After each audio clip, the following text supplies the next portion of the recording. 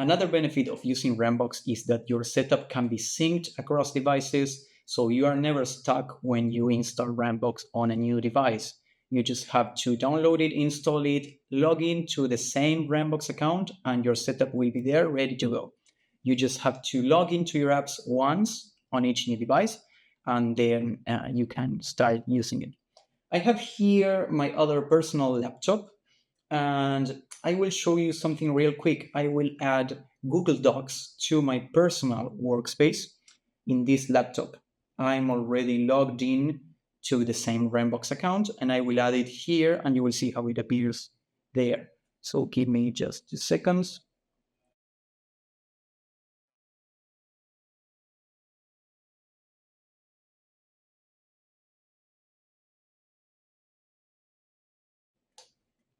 Wait 2 seconds for the change to reflect.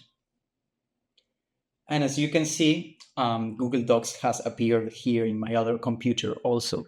This is because the order of the apps themselves, and even your profiles are synced to your Rambox account. So as long as you log into the same account, everything will be there synchronized for you to access it on any new device you desire to. So in the next final video, I will show you how my workflow has changed since I started utilizing Rambox and how it can help you too.